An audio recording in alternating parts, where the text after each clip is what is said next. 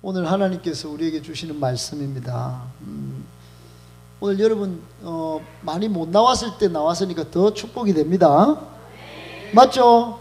아멘. 창세기 47장 13절부터 22절. 이제 창세기도 다 돼갑니다.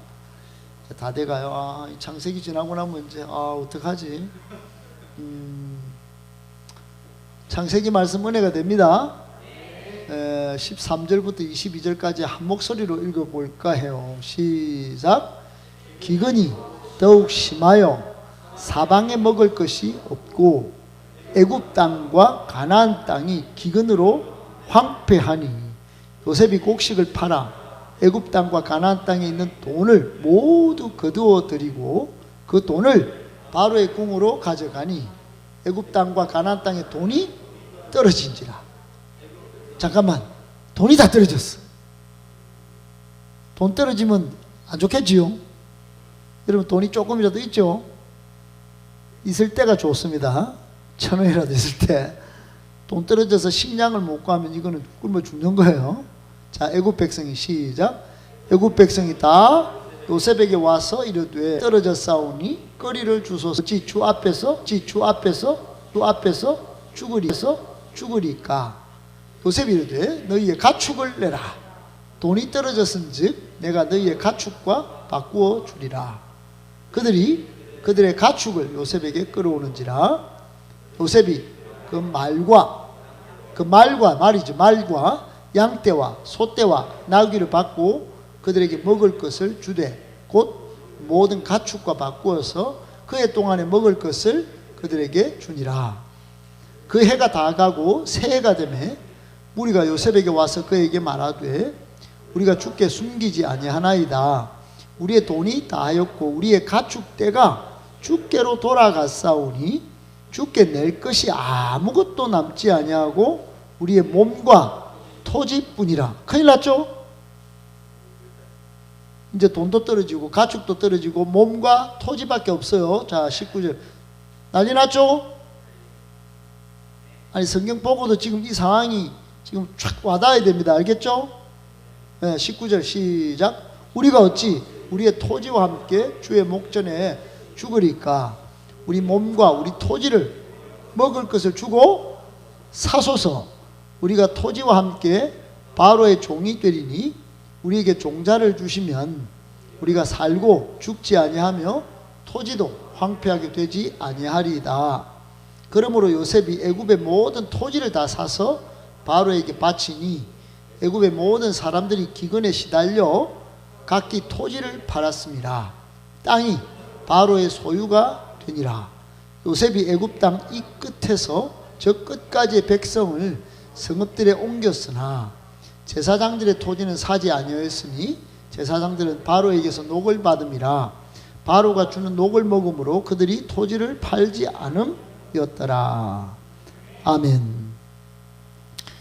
오늘 여러분 설교가 중요해요. 잘 듣고 말씀 붙들고 기도하시기를 바랍니다. 오늘 설교 제목은 이래요. 시작. 비전의 사람, 충성의 사람 요셉. 뭐라고요? 여러분, 성경에서 우리 기독교인들이 흔히 말할 때 진면교사 따르고 싶은 스승 같은 기독교의 인물, 성경의 인물로 제일 진짜 스승은 예수님. 아멘? 아멘. 한 사람 나왔다. 아멘. 그리고는 여러분 많은 따르고 싶은 사람이 있는데 대표적으로 목사님은 4명을 꼽습니다. 한 명은 바울. 제일 가깝게는 바울. 바울은 열정적으로 복음을 전한 사람이에요. 맨발로 KTX 안 타고 버스 안 타고 지하철 안 타고 맨발로 일본에 갔다가 대만에 갔다가 중국에 갔다가 이렇게 한 사람이에요. 그만큼 넓은 지역을 복음이 제절행황이다 이렇게 믿고, 복음은 최고로 재미있고 최고로 즐겁고 정말 참 행복이고 황홀한 하나님의 능력이다 이것을 믿고 막 전해줬단 말이야. 그러니까 바울은 이 정말 역사의 무대에 하나님께 부름받아 쓰임받은 탁월한 미셔너리, 복음 전파자예요. 할렐루야.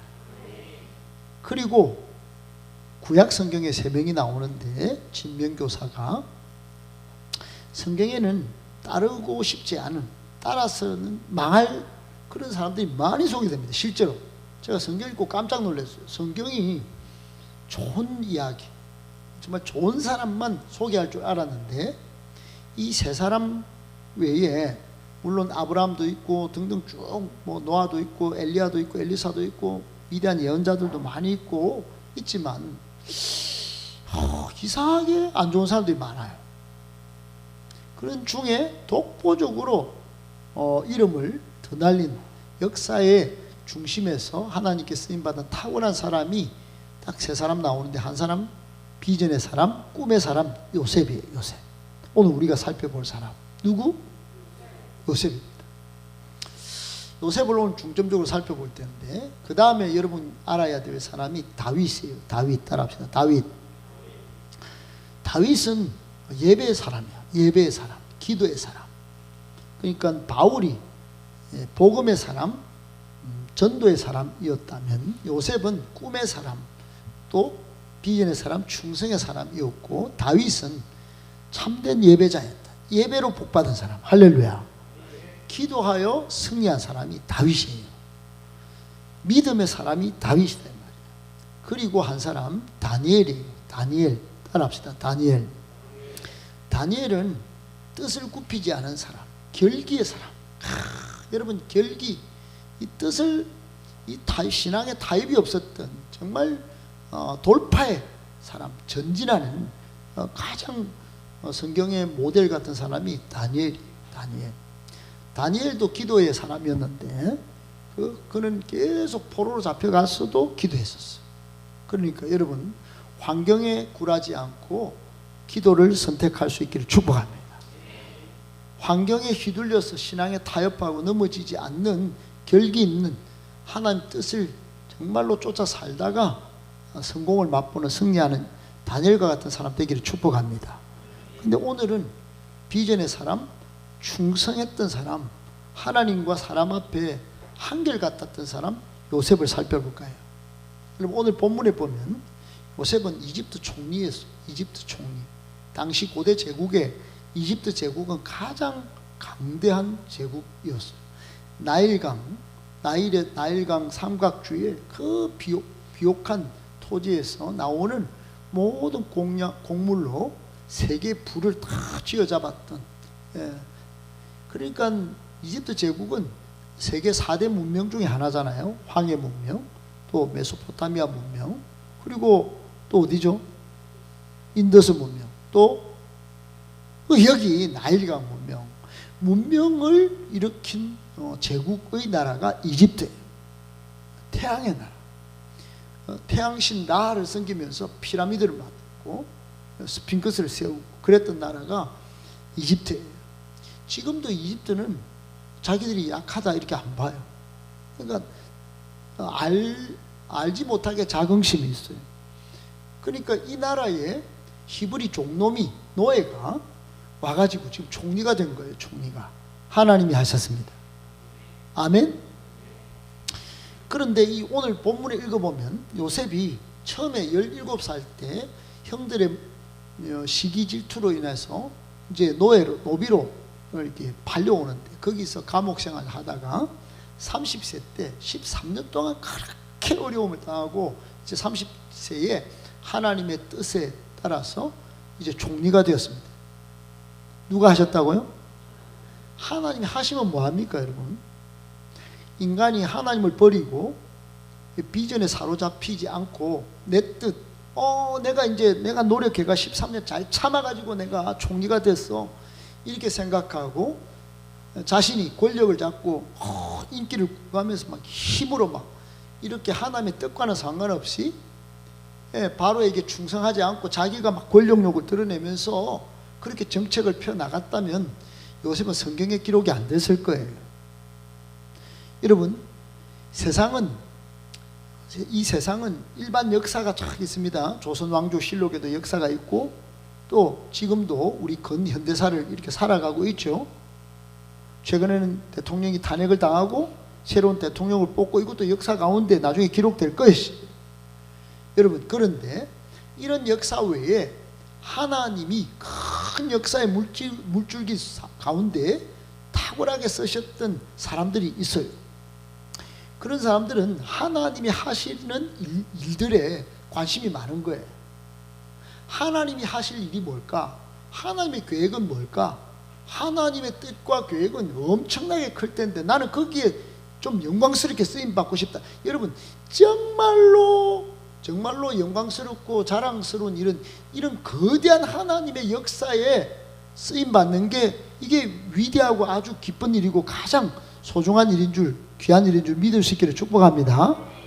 이 땅에 대통령도 5년 쓰임받으면 역사에 기록되지만 하나님 나라에, 그 영원한 나라에 내가 요셉처럼 기록되어져서 이렇게 평생 사람들의 입에 오르내리고 비전의 사람, 중생의 사람 요셉 이렇게 말함을 듣는다면 이건 정말로 위대한 가치가 있는 일 아니겠습니까? 아멘.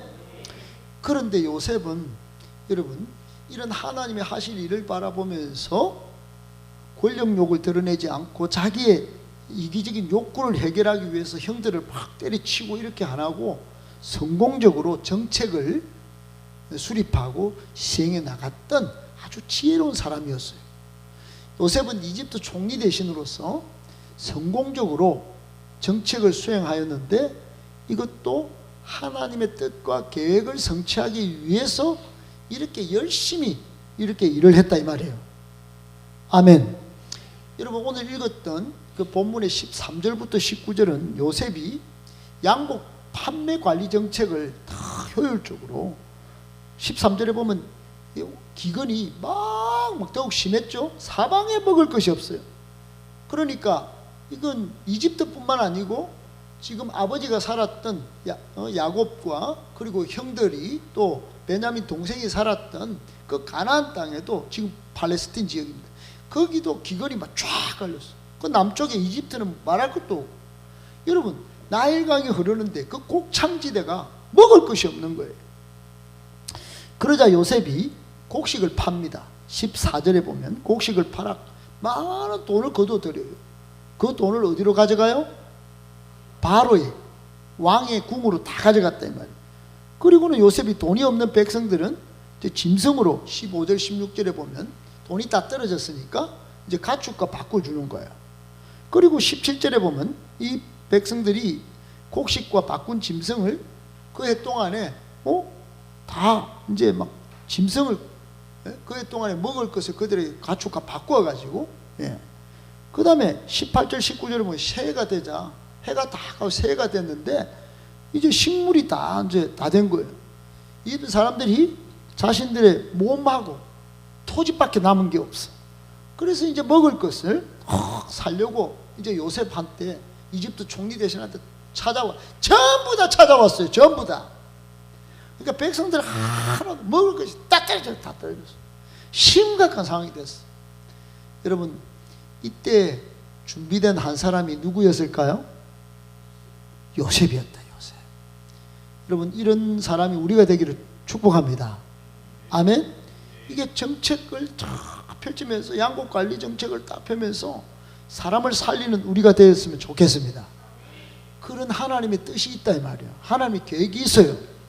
지금 여러분은 전공을 향하여 또 여러분 스펙을 가지고 막 먹고 살기 위해서 바쁘죠. 그것만이 다가 아니에요. 하나님의 크신 구원 계획이 있습니다. 그때를 준비해야 되는 거예요. 아멘 아멘. 오늘 20절 22절에는 요셉이 새 토지 정책을 다 그러니까 여러분 20절에 보면 백성들이 토지를 이제 토지로서 식량을 막 이제 먹을 것을 막 토지를 다 팔아 가지고 우리 굶어 죽겠습니다. 그러니까 토지를 갖다 바치는 거예요.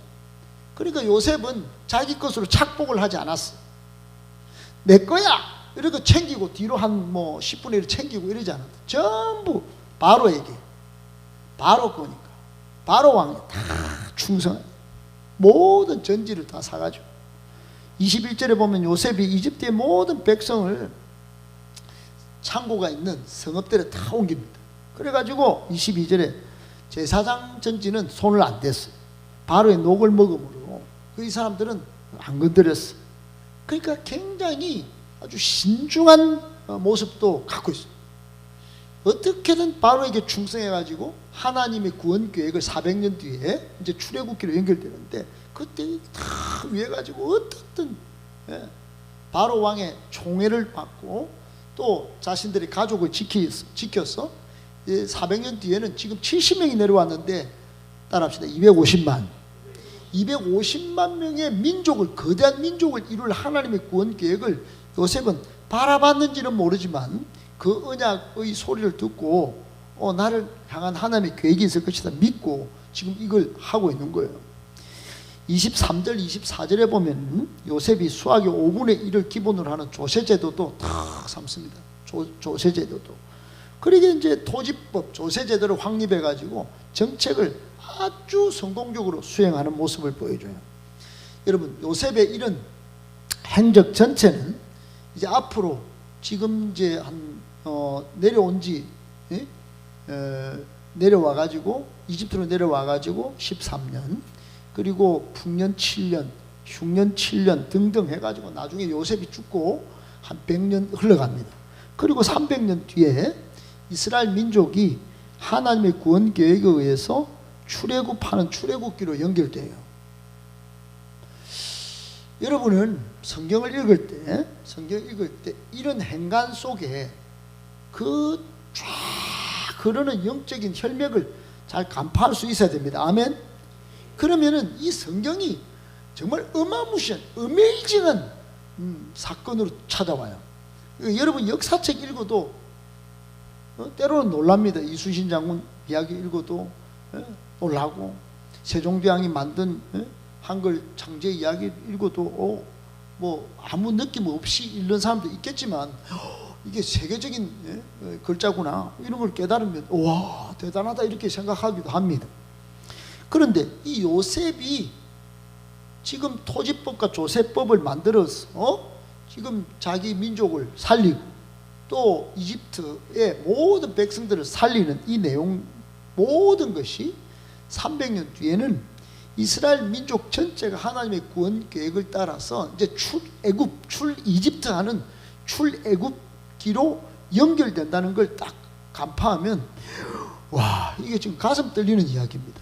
여러분, 오늘 본문은 이집트 총리 대신으로서 요셉의 활약상을 보여줘요. 이는 이것으로 끝나지 않는다. 따라합시다. 이것으로 끝나지 않는다. 그러니까 여러분, 교회 이 생활도, 여러분의 신앙생활도 오늘 여기서 끝나지 않는다는 생각을 가져야 합니다. 계속 이어질 거예요. 하나님이 죽으신 하나님이 아니라면 여러분 지금 믿음을 가진 여러분을 꼭 기억하시고 앞으로 더 많은 계획 속에 여러분을 쓰셔서 성경을 기록해 나가려고 하실 것이라고 저는 믿습니다. 여기서 우리는 요셉이 어떤 사람인지 세 가지 신앙의 면모를 발견해요. 오늘 본문 속에 따라합시다. 처음에 비전의 사람, 충성 성실한 사람, 그리고 하나님의 부르심에 순종하여 저렇게 나왔네. 자, 첫째 시작. 요셉은 하나님의 큰 구원 계획과 하나님의 비전을 성취하기 위해 한결같이 항상성의 믿음을 지킨 사람이었다. 아멘. 그러니까 요셉은 지금 오늘 본문 속에서 보면은 하나님의 구원 계획과 비전을 성취하기 위해서 한결같이 믿음을 지킨 비전의 사람, 믿음의 사람이었다. 뭐라고요? 비전의 사람? 아멘. 여러분 지금 이 말씀을 듣고 여러분의 것으로 받으셔야 합니다. 요셉이 그랬다 지금 지식을 가르쳐 주려는 거 아니에요. 내 인생은 오늘 여기서 끝이 아닙니다. 이런 비전을 지키고 항상성의 믿음을 지키면 반드시 하나님이 내 인생 가운데 내가 있는 그 자리와 그 모든 영역 속에서 하나님이 위대한 구원 계획을, 위대한 역사를 이루신다. 그런 날이 올 것이다. 이런 믿으셔야 돼요. 요셉이 그랬다 이 말이에요. 나도 그럴 것이고. 아멘. 두 번째 요셉의 면모는 뭐냐? 시작. 요셉은 야곱 가문의 법적 장자로서 이스라엘 일가를 이집트로 이주하게 하였고 이집트의 총리로서의 직무도 성공적으로 수행한 충성 성실한 사람이었다. 얼마나 성실했는지. 그러니까 하나님의 꿈도 바라보고 살았던 믿음의 사람이지만 바로에게도 또 이집트 사람도 살리려고, 여러분 지금 토지를 다 끌고 모으는 것 같지만 나중에는 이게 아니에요. 본뜻이 그게 아니에요. 다 민생을 안정시키려고 얼마나 머리를 짜매가지고 지금 토지법 조세법을 만들지 여러분 나중에 알게 됩니다. 할렐루야, 할렐루야. 그러니까 요셉의 토지정책과 조세정책을 오해하면 안 돼요. 좀 있으면 50장까지 넘어가 보면 이게 전부 이집트를 살립니다. 이집트를, 한 나라를 살립니다. 제국을. 요셉은 위대한 사람이었습니다. 아멘.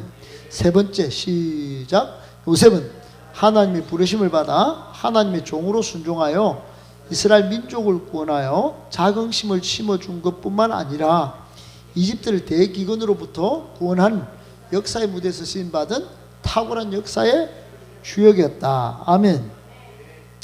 그러니까 역사의 큰 인물이었다 이 말이에요. 여러분 오늘 본문은 7년이라는 장기간의 대흉년, 대기근을 계기로 요셉이 이집트 토지 전체를 국유합니다. 그리고 기본 세제를 5분의 1씩 다 이렇게 세제를 이제 만들어서 세금을 다 걷어들입니다. 그러면서 민생을 살피는 그런 내용이 지금 47장, 48장 이어져요.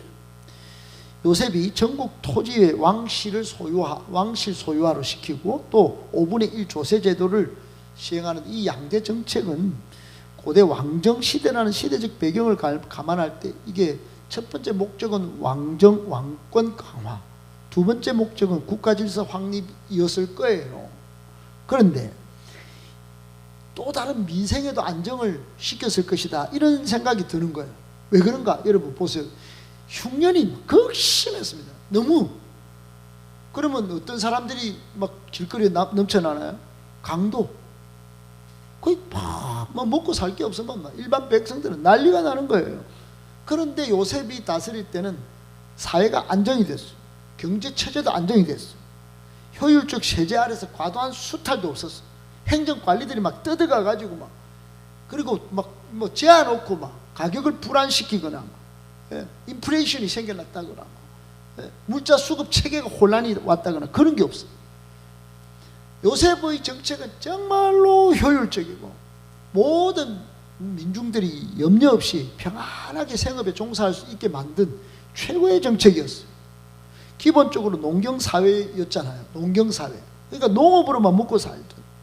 그러니까 전부 왕궁으로 다 뜯어가 버리면 이거 어떻게 되는 거예요? 그런데 이게 기가 막혔다 이 말. 사회 전반에 근본적 개혁을 해가지고 모든 사람들이 다 먹고 살도록. 여러분 지금 7년간 대가뭄이 와가지고 이집트 전체가 몰락할 수밖에 없었는데 이게 사회와 왕실을 다 안정시켜가지고 앞으로 제국이 앞으로 쫙 뻗어가도록 최고의 기회를 만든 정책이었어요. 이것은 어떤 의미가 있느냐, 이런 의미가 있습니다. 한번 넘겨주실래요? 시작. 하나님의 종으로 하나님이 주신 꿈, 비전을 성취하기 위해 하나님께서 요셉의 지혜를 사용하신 것이었다. 그리고 그의 충성심과 성실 건면한 면을 통해 그를 역사의 전면에 세워 사회와 하나님의 백성들을 이롭게 하고 복스럽게 하고 하나님의 영광을 드러나게 만든 하나님의 일하심이었던 것이었다. 아멘. 여러분 하나님의 종으로서 요셉이 이 정책을 다 만들어서 사회를 안정시킨 것은 사회만 안정시킨 게 아니에요. 요셉의 총리로 지명한 바로 왕에게도 이 요셉이 너무 신임이 되는 거예요. 그러니까 요셉의 가족들 70명 가족이 200만 명이 될 때까지 요셉을 건드리면 다 죽이는 거예요. 그냥. 그러니까 200만 명 이상이 불어날 때까지 이집트 사람들은 요셉을 알지 못하는 왕이 일어날 때까지는 요셉을 건드리면 다 죽는 거야. 그러니까 하나님이 이 민족 부흥을 이루어가지고 하나님의 백성을 그 이집트라는 고센 땅에서 람세스에서 영적 자궁으로 활용해가 200만 명을 태어나게 만든 거예요. 할렐루야. 하나님이 위대한 일하심이었다 이 말이에요. 저는 이런 장면을 볼 때 우리 교회를 생각하는 거, 여러분 보세요. 여러분 지금 이 시간에 각 교회마다 젊은이들이 얼마만큼 많이 기도할까요? 저는 장담하기 어려워요. 물론 저 D교회 가면 오늘 폭풍 기도해라 그래가지고 새벽까지 기도합니다. 청년들이, 많은 청년들이 이 밤에 동성로에 가지 이 기도의 자리에 안 옵니다. 하나님의 지혜를 구하지 않아요. 하나님의 일하심을 기대하지 않습니다. 여러분, 하나님의 일하심을 기대하십니까? 하나님의 종으로서 쓰임받아 하나님의 꿈과 하나님의 비전을 성취하기 원하십니까? 오, 요셉은 그 모든 지혜와 성실 건면하고 바로에게 쓰임받아서 내 자손, 내 후손들이 정말 하나님이 200만 명 이상을 만들어서 앞으로 출애굽해가지고 저 팔레스타인 땅에서 또 온 세계 복음화를 위하여 이렇게 쓰임받을 것을 여러분 정말 한결같이 신앙을 지키면서 그 일을 해왔다 이 말이에요. 여러분의 지혜를, 여러분의 성실 건면을 하나님이 쓰시기 원하십니다. 아멘이십니까? 요셉은 엄청난 공적을 가지고 지금 하나님을 이롭게 또 이집트 제국을 복스럽게 만들었어요. 요셉이 이 성공적이고 복된 사역들을 통해서 이집트도 번영했지만 하나님의 민족도 일어났어요. 이게 출애굽기 1장 8절을 나중에 읽어보세요. 여기까지 이어집니다. 요셉을 알지 못하는 왕이 나는 그 이야기가 나중에 출애굽기, 지금 이 장세기인데 다음 책이 출애굽기예요. 그까지 이어지는 거예요. 그때까지 무려 300년이라는 시간이에요. 여러분 300년이 얼마나 긴 시간인지 아십니까? 지금이 2025년, 300년 전으로 가면 조선시대야. 갓쓰고 대부분이 지금 산업공상에 빠져가지고 선비 외에는 묵고 살 사람들이 없었던 나라가 조선이에요. 비참한 전 세계에서 가장 가난했던 나라 조선이에요. 조선. 그 300년 동안에 엄청난 200만 명 이상의 민족이 칼하고 창도 없는데 이집트 바로 왕이 쫓아오는 이 바로 왕의 군대가 홍해 바다에 다 빠뜨려 죽고, 그 많은 대적들이 막 지금 이스라엘 백성 소리만 들어도 벌벌벌 떠는 그런 위대한 하나님의 백성들로 다 새롭게 탄생, 따라합시다. 새롭게 탄생. 그 탄생하기까지 요셉의 공적은 말로도 할 수 없는 거예요. 여러분 지금 여러분이 그런 공적을 쌓아 나가고 있는 줄 믿으시길 바랍니다. 지금 하나님께 기도하고 하나님의 비전을 구하고 이 젊음의 시기를 쓴다면 하나님이 불과 몇 년 뒤에 또는 몇십 년 뒤에 여러분을 통하여 사람을 살리고 이 도시를 살리고 민족을 살리고 열방을 살릴 큰 역사가 일어날 줄 믿습니다. 한 사람이 중요하다. 한 사람. 여러분 숫자 1은 너무너무 작은 거예요. 영상을 잠깐 한번 볼까요? 영상을 제가 미디어국에 보냈습니다. 그 여러분 하나 1, 그건 작은 거지만 이 요셉 한 사람이 일으킨 역사는 이 이집트 제국뿐만 아니라 하나님 나라 역사에 엄청난 큰 역사를 일으켰다. 그러니까 잠깐 한번 보겠습니다.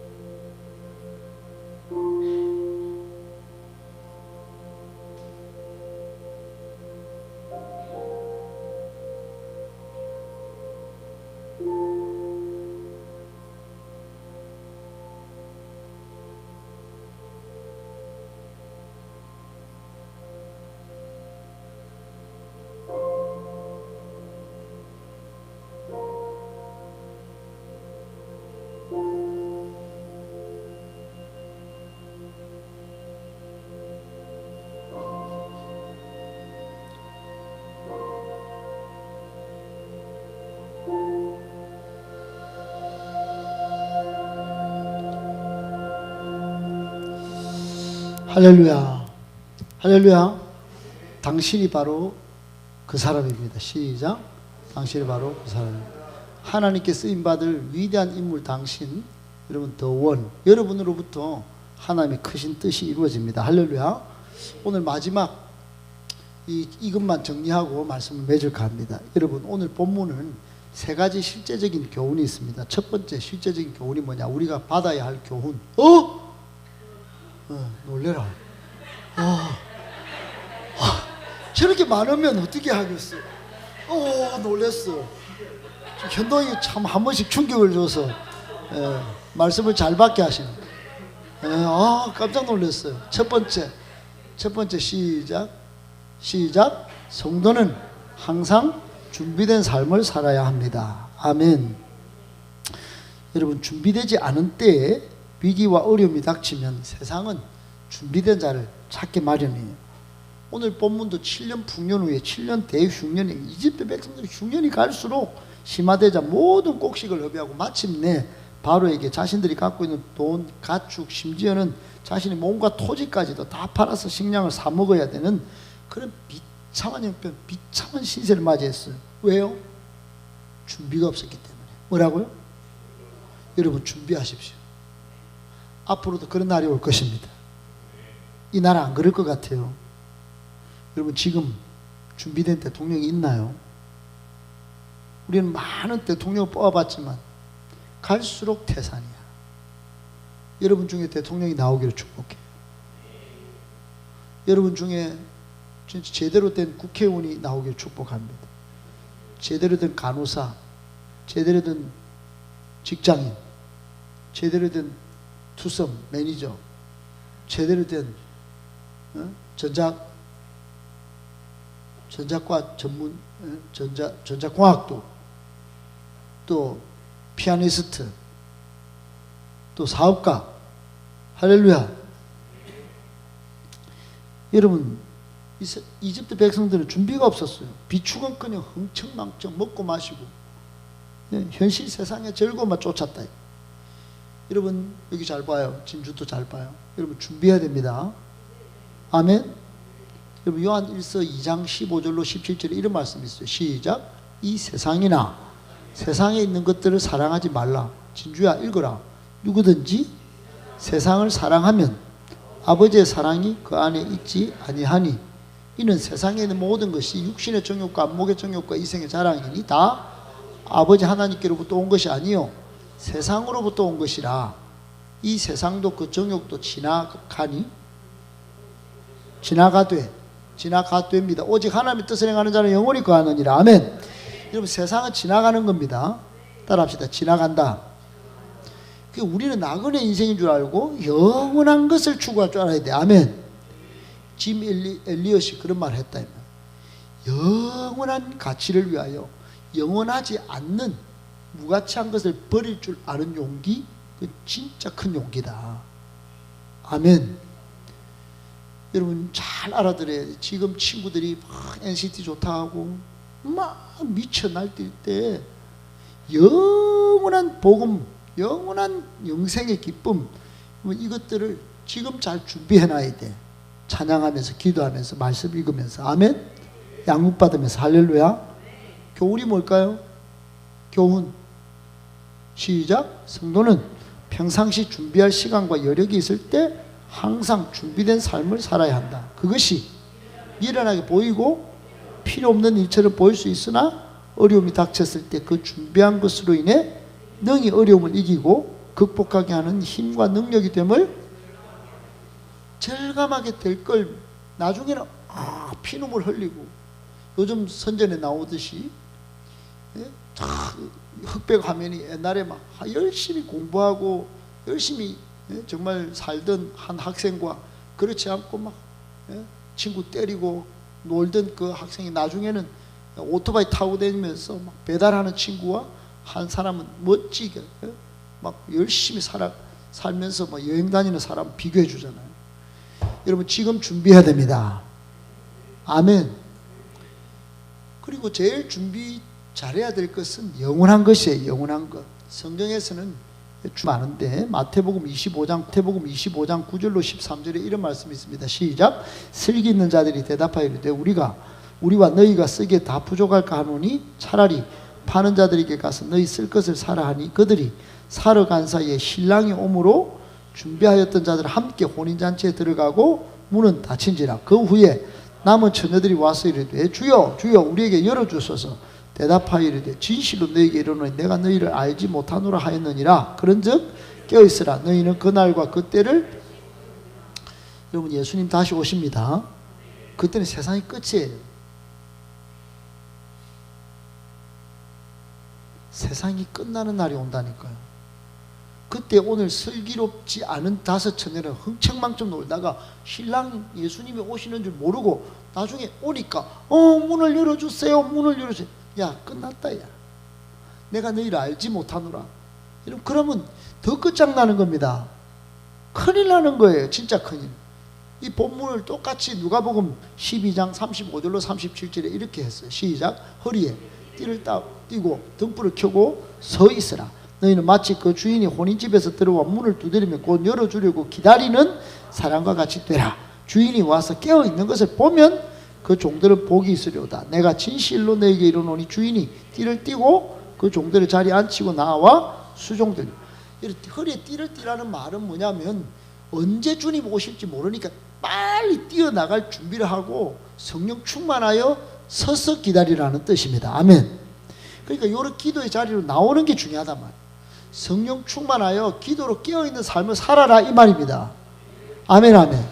이런 준비를 끊임없이 해나가야 돼요. 바쁘다고 힘들다고 어렵다고 또 세상에 좋은 것이 많다고 여러분 희미하게 의리하게 있다가는 큰일 나는 거예요. 진짜 들어가서 영원한 축복을 누려야 될 때 문 열어주세요, 문 열어주세요 하는데 닫혔다, 난 니 모른다 이러면 끝장나는 거예요. 아멘, 아멘. 데살로니가전서 5장 3절에도 이런 말씀이 있습니다. 시작. 그들이 평안하네, 안전하네 할 그때 임신한 여자에게 해산의 고통 이런 것 같이 멸망이 갑자기 그들에게 이르니 결코 여러분 그런 날이 옵니다. 갑자기 온단 말이에요. 갑자기. 따라합시다. 갑자기. 그때를 대비해서 지금 평안할 때 잘 준비해야 돼. 아멘. 두 번째 실제적인 교훈은 이거예요. 시작. 성도는 하나님께 하듯 사람과 자신의 일에 충성, 성실, 근면해야 합니다. 아멘. 여러분 요셉은 하나님의 비전 성취뿐만 그렇게 해서 하나님께 막 잘하고 교회 와서 예배만 쫙 드리고 그런 게 아니었어요. 자기가 불을 막 착취해가면서 돈 다 들어오네 이거. 와, 바로 왕한테 딱 갖다 바칠 때 100억 불의 일만 챙겨도 아무런 표시도 안 나요. 자신의 공을 내세우지도 않고 재물을 탐하지도 않고 왕의 신하로서 사명에 충실했다. 언제나 그것은 하나님이 내를 다 보고 있다. 따라합시다. 하나님 앞에서 코람데오 하나님이 다 보고 계신다. 그런 신앙을 코람데오 신앙을 유지한 거예요. 그래서 여러분 항상 코람데오 신앙을 가지고 살아야 합니다. 집에서도 학교에서도 가정에서도 직장에서도.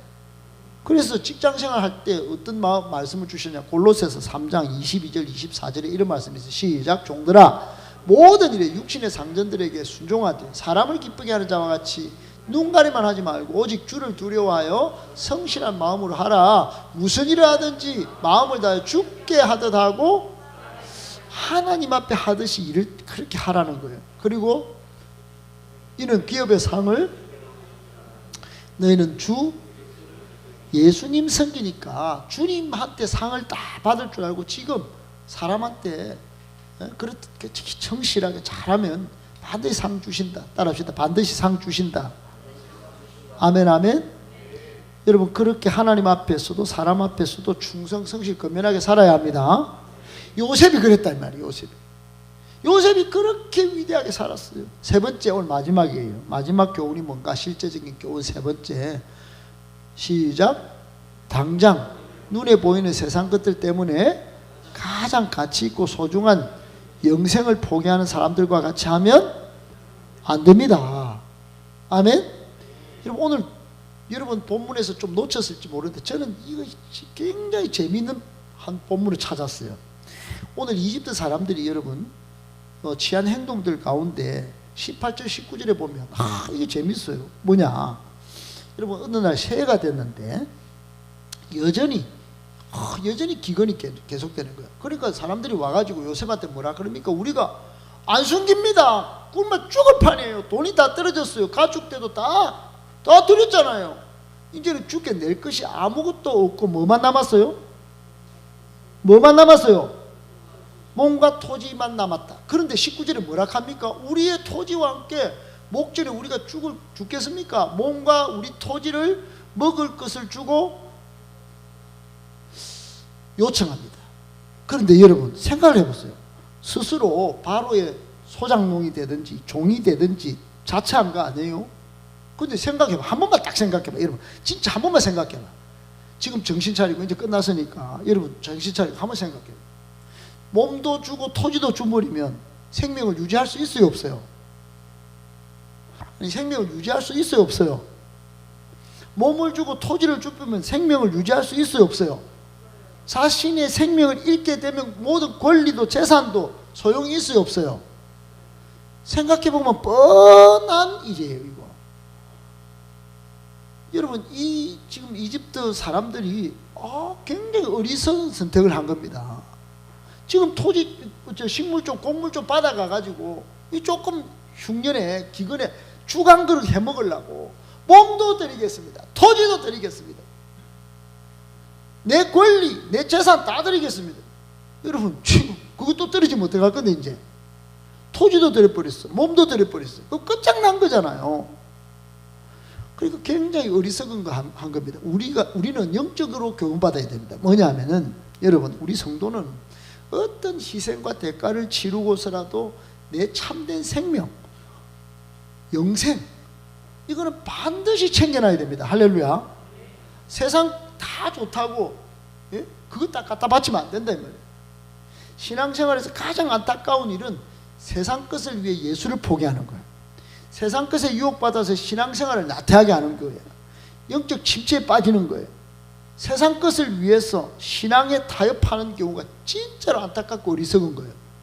지금 이집트 백성들은 진짜 어리석은 겁니다. 이거 조금 먹고 살 걸 얻기 위해서 마치 야곱의 형 에서가 팥죽 한 그릇에 장자권을 판 것 같이 당장 눈에 보이는 그거 먹으려고 그거 해결하려고 가장 중요한 것을 포기해버렸단 말이에요. 여러분 당장 눈에 보이는 세상 것들 때문에 가장 가치 있고 소중한 영생이나 예수 믿는 것, 이 예수 믿음의 제절 행황 이거를 삶을 포기한다면 이건 진짜 어리석은 거예요. 할렐루야. 아멘 아멘.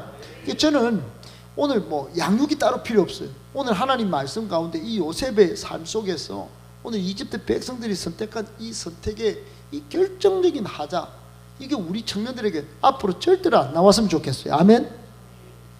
여러분 여기 뭐 백날 첫날 나오라는 소리가 아니에요.